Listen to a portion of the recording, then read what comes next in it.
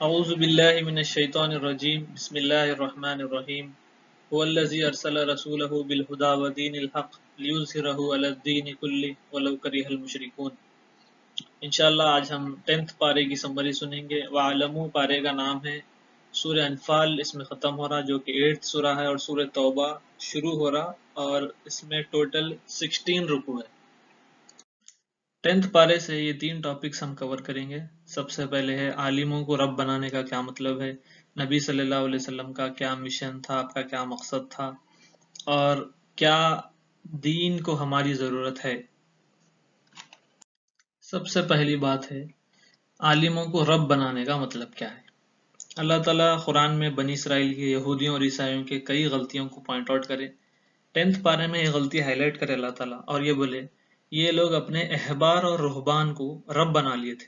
اب احبار، رہبان اور رب، یہ 3 ورڈ سمجھے تو یہ ان کی بیماری ہم کو سمجھ میں آتی ہے اور ہم بھی اس سے بچ سکتے اگر یہ ہمارے اندر ہے تو۔ احبار بولتے ہیں عالموں کو جو ہمیشہ کتابوں کے ساتھ رہتے، پڑھنا لکھنا ان کا کام رہتا اور اپنی نالج سے لوگوں کو امپریس کر دیتے۔ اور رہبان ان لوگوں کو بولتے جو دنیا چھوڑ دے کے دنیا کی میرے کو ضرورت نہیں ہے بلکہ جا کے پہاڑوں پہ جو رہ جاتے، جنگلوں میں رہ جاتے، ان کو رہبان بولتے۔ احبار جو تھے عالمہ وہ یہودیوں میں مشہور تھے، اور رہبانیت جو تھی دنیا کو چھوڑ دینا یہ عیسائیوں میں مشہور تھا۔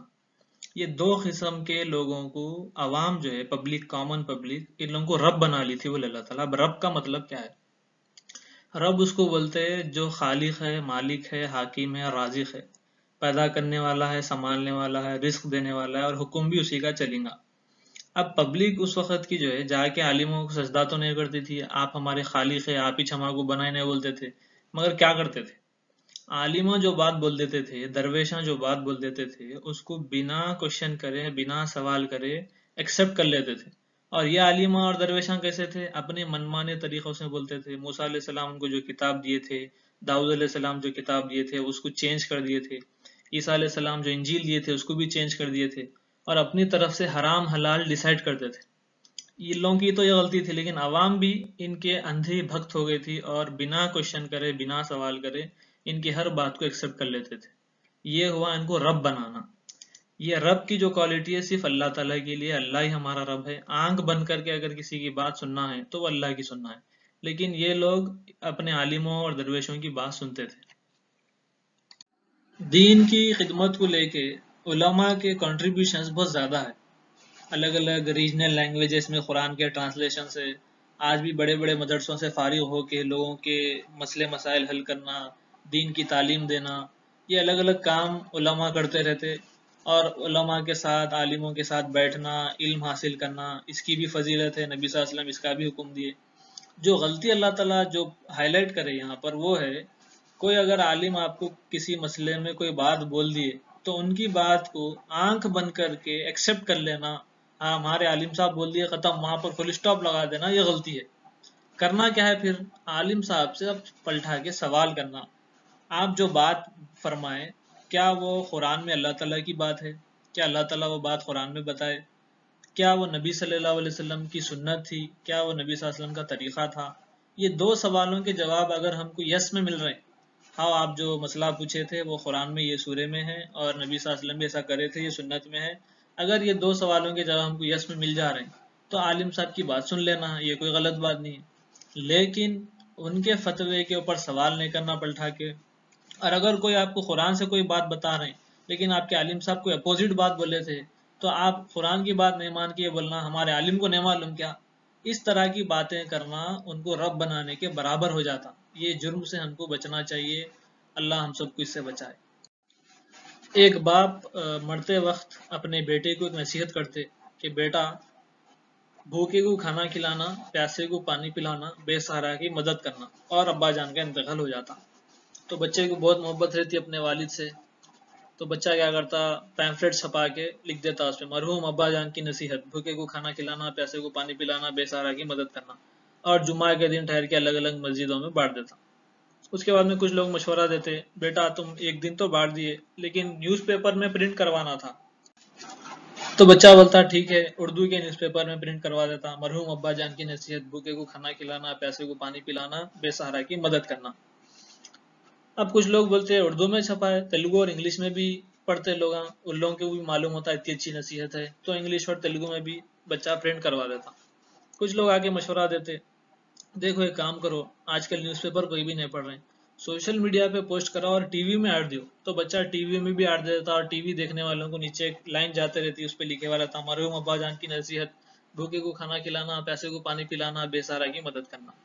اب کچھ لوگ آگے بولتے بھائی آج کل تھوڑے لوگ بزی رہتے ایسا بزی رہتے خالی روڈ پہ پھرتے رہتے ان لوگوں کے لیے بڑے بڑے ہورڈنگس پہ لکھوا دینا تھا پرنٹ کروا دینا تھا تو بڑے بڑے ہورڈنگس پہ ایڈ دے دیتے مرحوم ابا جان کی نصیحت بھوکے کو کھانا کھلانا پیسے کو پانی پلانا بے سہارا کی مدد کرنا.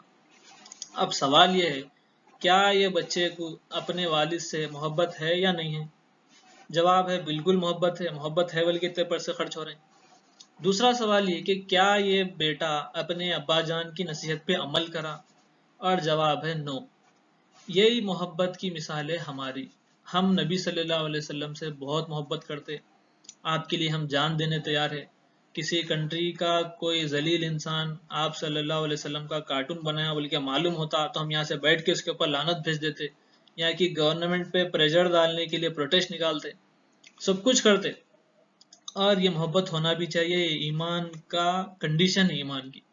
لیکن یہ محبت کا ایک ڈارک سائڈ ہے. ہم نبی صلی اللہ علیہ وسلم کی باتوں پہ آپ صلی اللہ علیہ وسلم کی سنتوں پہ عمل کرنا چھوڑ دیے اور سب سے بڑی سنت جو آپ کی تھی وہ آپ کا مشن تھا آپ کا مقصد تھا.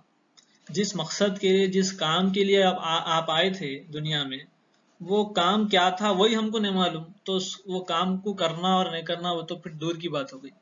یہ دوسری ٹاپک ہے جو اللہ تعالیٰ 10th پارے میں ڈیٹیل میں بیان کرے کہ نبی صلی اللہ علیہ وسلم کو ہم کس مقصد سے بھیجے تھے اور اس سے بڑی بات آپ صلی اللہ علیہ وسلم اپنی امت کو کیا کام دے کے گئے کیا مشن دے کے گئے. اللہ تعالیٰ ارشاد فرمائے هو الذی ارسل رسولہ بالہدی ودین الحق لیظہرہ علی الدین کلہ. وہ اللہ ہی ہے جس نے اپنے رسول صلی اللہ علیہ وسلم کو دین حق اور ہدایت دے کر بھیجا تاکہ دنیا میں دوسرے جتنے بھی دین ہیں ان سب پہ اسلام کا غلبہ ہونا اسلام کا ڈومینیشن ہونا اسلام ڈومینیٹ ہو جانا. اب نبی صلی اللہ علیہ وسلم کے مشن کو سمجھنے کے لیے دین کا ورڈ سمجھنا ضروری ہے جس میں اللہ تعالیٰ فرمائے کہ دوسرے دینوں پہ اسلام کا دین ڈومینیٹ ہو جانا. دین بولتے زندگی گزارنے کے طریقے کو اور دنیا میں بہت سارے دین ہیں زندگی گزارنے کے بہت سارے الگ الگ طریقے ہیں. کچھ طریقے ایسے ہیں جو خدا کو نہیں ماننے کے بیسس پہ ہے اپنے منمانے طریقے. کچھ طریقے ایسے ہیں جو جھوٹے خداؤں کو مانتے. کچھ طریقے ایسے ہیں جن کے پاس بھی وہی آئی تھی لیکن اس میں انہوں نے چینجز کر دیے جیسا یہودیوں اور عیسائیوں کے طریقے. یہ تمام طریقوں کو مٹا کے صرف اور صرف اللہ کی زمین پہ اللہ کے انسانوں پہ اللہ کا حکم چلانا یہ نبی صلی اللہ علیہ وسلم کا مقصد تھا. اور آپ صلی اللہ علیہ وسلم یہ مقصد کو کیسا کمپلیٹ کرے؟ آپ صلی اللہ علیہ وسلم سب سے پہلے مکہ میں اسلام کی دعوت سے یہ کام شروع کرے اسلام کی دعوت دیے. جب لوگ آپ کی دعوت کو ایکسیپٹ کرے تو آپ ان کی ٹریننگ کرے اور جو ایکسیپٹ نہیں کر کے آپ کو ستائے تکلیف دیے ظلم کرے آپ اس پہ صبر کرے. اس کے بعد میں سٹیج آیا ہجرت کا. آپ ہجرت کرے مکہ چھوڑے اور مدینہ میں آ کے آپ وہاں پر اسلام کی حکومت کو اسٹیبلش کرے اور وہ حکومت کو برباد کرنے تباہ کرنے مٹانے کے لیے جو لوگ آ رہے تھے آپ ان سے جہاد کرے ان سے لڑے. یہ پورا پروسیجر آپ فالو کرے اللہ کے دین کو ڈومینیٹ کرنے کے لیے اور دیکھتے دیکھتے 23 ایئرس میں آپ یہ کام کر دیے. یہ مقصد ہے یہ مشن ہے جو نبی صلی اللہ علیہ وسلم اپنی امت کو دے کے گئے. آج آپ اگر دنیا میں نظر ڈالے تو کیا آج اسلام کا ڈومینیشن ہے؟ کیا اللہ تعالیٰ کا یہ جو پیارا دین ہے جو انسانیت کے لیے رحمت ہے کیا آج انسانیت کو اس کی ضرورت نہیں ہے؟ اگر ضرورت ہے تو پھر ہم ان تک یہ دین کو پہنچانے کے لیے کیا کام کر رہے ہیں؟ اگر نہیں کر رہے ہیں تو پھر ہماری محبت بھی کہیں وہ بیٹے کے جیسی نہیں ہو گئی جو صرف ایڈورٹائزنگ کرا لیکن کام کچھ نہیں کرا. سورہ توبہ میں اللہ تعالیٰ جنگ تبوک کا ذکر کرے اس وقت جو حالات چل رہے تھے اس کا بھی اللہ تعالیٰ تفصیل سے ذکر کرے. جنگ تبوک کیا تھی؟ یہ نبی صلی اللہ علیہ وسلم کی زندگی کی آخری جنگ تھی جو آپ اس وقت کے سپر پاور سے لڑنے کے لیے جا رہے تھے. لیکن آزمائش یہ تھی مسلمانوں کے لیے کہ یہ ٹائمنگ جو تھی جنگ کی وہ تھا سمر سیزن اور سمر میں ایک طرف مدینہ میں فصل اگ کے ریڈی تھی بس اس کو کاٹنا تھا لیکن حکم مل گیا تھا کہ کوئی کام نہیں کرنا ہے جنگ کی تیاری شروع کر دو. اور دوسری طرف اتنا بڑا سفر کرنا ہے اتنی تیز گرمیوں میں تو کچھ لوگوں کے دل میں یہ بات آ گئی کہ ہم یہ جنگ میں کنٹریبیوٹ نہیں کریں گے.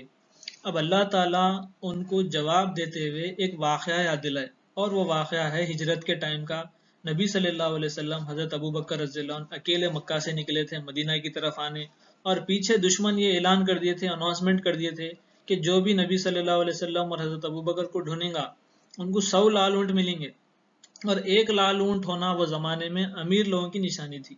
ایسے میں لال اونٹوں کی لالچ میں بہت سارے لوگ نکلے نبی صلی اللہ علیہ وسلم کو ڈھونڈنے کے لیے، اور کچھ دشمن ڈھونڈتے ڈھونڈتے یہ غار کے کنارے تک بھی آ گئے جو کہ مکہ سے 3 کلومیٹر کی دوری پہ تھا۔ نبی صلی اللہ علیہ وسلم حضرت ابوبکر رضی اللہ عنہ اس میں تھے، اور جب جیسے حضرت ابوبکر رضی اللہ عنہ کے پیروں کو دیکھے تو ڈر گئے۔ نبی صلی اللہ علیہ وسلم وہاں پر حضرت ابوبکر رضی اللہ عنہ کو تسلی دلاتے ہوئے بولے لا تحزن ان اللہ معنا، ڈرو اور گھبراؤ مت، اللہ ہمارے ساتھ ہے۔ یہ واقعے کا اللہ تعالیٰ 9 سال کے بعد میں اب جنگ تبوک کے ٹائم پہ ذکر کیوں کر رہے ہیں؟ اللہ تعالیٰ اس میں یہ بات بولے کہ ہم اپنے نبی کی اس وقت بھی مدد کرے جب یہ 2 ساتھی غار میں تھے اور نبی صلی اللہ علیہ وسلم اپنے ساتھی کو بول رہے تھے کہ ڈرو مت، اللہ ہمارے ساتھ ہے۔ اللہ اس سے بتانا چاہ رہے کہ دین کو تمہاری ضرورت نہیں ہے، یہ اللہ کا دین ہے، اللہ اپنے نبی سے کام لے رہے ہیں اور نبی کی مدد اللہ کر دیں گے۔ اگر تم دنیا اپنی صحیح بنانا چاہ رہے ہیں اور آخرت میں کامیاب ہونا چاہ رہے ہیں تو تم دین کو جو کنٹریبیوٹ کر رہے ہیں اپنے لیے کر لو، اپنے فائدے کے لیے کر لو، اللہ تعالیٰ کا دین کے لیے اللہ کافی ہے۔ 3 لیسنز ہم کو ملتے ہیں 10th پارے سے۔ سب سے پہلا ہے یہودیوں اور عیسائیوں کے جیسا آنکھ بند کر کے بنا کوشچن کرے اپنے عالموں کی ہر بات نہیں سن لینا، ان سے علم حاصل کرنا، ان کے ساتھ بیٹھنا، ان سے محبت کرنا، ان کا ادب کرنا، ان کا احترام کرنا، لیکن جو بھی بات وہ بتا رہے ہیں اگر وہ قرآن اور سنت کے حساب سے ہے تو اس کو ایکسیپٹ کر لینا، اگر نہیں ہے تو ریجیکٹ کر دینا۔